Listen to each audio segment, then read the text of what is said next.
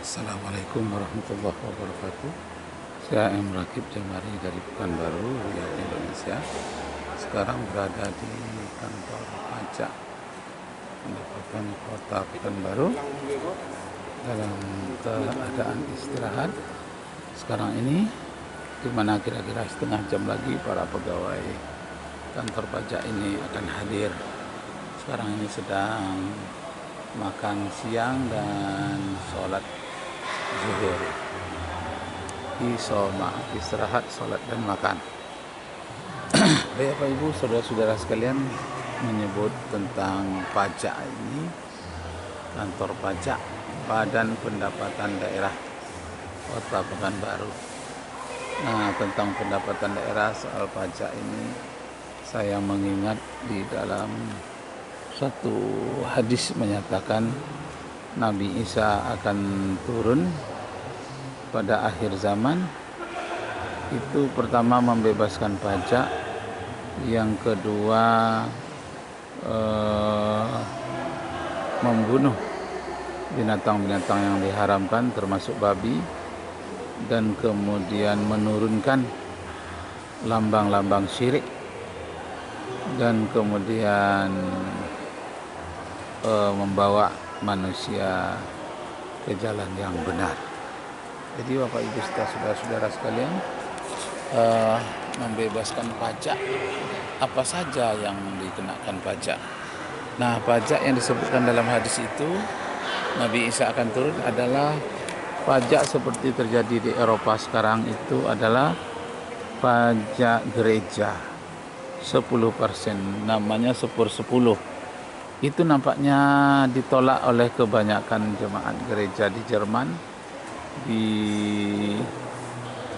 Amerika, di Inggris, di mana-mana, juga di Spanyol, sampai-sampai gereja itu kosong karena orang tidak mau membayar pajak.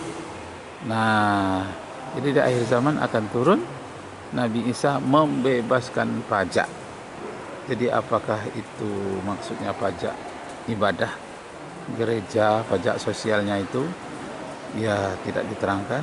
Apakah pajak bumi dan bangunan seperti di kantor pajak ini? Tidak diterangkan. Tapi saya mengambil kesimpulan membebaskan masyarakat dari pajak itu maksudnya pajak yang memberatkan masyarakat, baik itu pajak dari rumah ibadah seperti gereja, maupun pajak-pajak tempat tinggal seperti sekarang ini, dan pajak makanan dan lain-lain termasuk rumah. Nah, apa saja kalau pajak itu memberatkan akan dibebaskan. Akan tetapi kalau pajak itu tidak memberatkan, kenapa pula ya harus dibebaskan? Karena pajak itu begitu banyak manfaatnya untuk kepentingan negara dan bangsa. Nah, Bapak Ibu Saudara sekalian, yang mirip-mirip dengan pajak ini sebetulnya itu adalah zakat. Kalau pajak itu di dalam Al-Quran disebut dengan jizyah.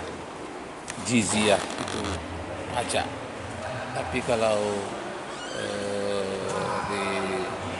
di sisi yang lain itu pajak biasanya diberlakukan zaman khalifah itu dahulu jizyah untuk non muslim. Kalau orang muslim itu adalah zakat 2,5%. Nah, penerapannya di Arab Saudi. Di Arab Saudi memang masyarakat muslim tidak membayar pajak. Bahkan tetapi membayar zakat. Nah, para pekerja di kilang minyak, ada murid saya yang bekerja di kilang minyak Arab Saudi, katanya bagi orang-orang muslim, karena mereka tahu itu akan membayar pajak dan diberi gaji lebih. Nah, diberi gaji lebih itu karena dia akan membayar zakat. Jadi orang-orang pekerja dari Korea, dari India, dari Filipina, dari Thailand tidak dapat gaji lebih di Arab Saudi. Nah, karena mereka tidak akan membayar zakat. Nah, karena itu menjadi perhatian bagi pekerja Korea, karena mereka tidak beragama. Pada umumnya mereka itu ateis. Nah, karena melihat gaji tambahan itu hampir 50%, mereka bertanya, kenapa dapat gaji lebih? Karena kami akan membayar zakat. Zakat itu apa? Potongan 2,5% dari setiap gaji kami. Karena gaji kami akan dipotong lagi, maka diberi kami pembayaran lebih.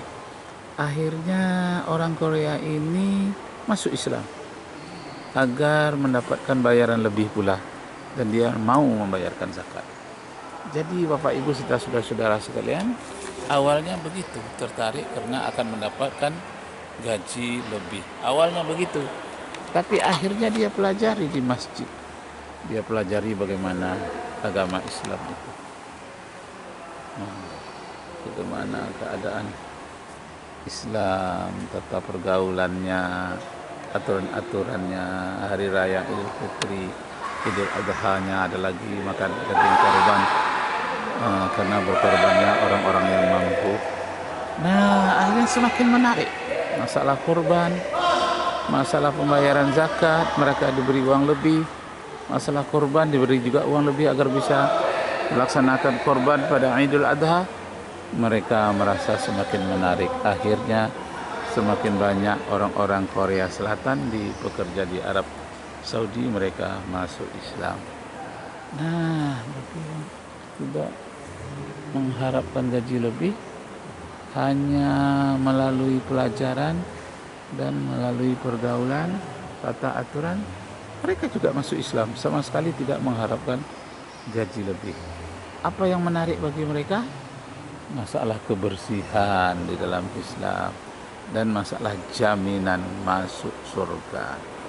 Jadi terjamin masuk surga. Man kana akhirul kalam la ilaha illallah dakhalal jannah. Siapa yang pada akhir hayatnya mengucapkan kalimat la ilaha illallah, masuk surga. Nah, itu kepastian masuk surga itu di dalam Islam. Bagi orang yang berdosa sekalipun, jamin pasti masuk surga juga. Kenapa?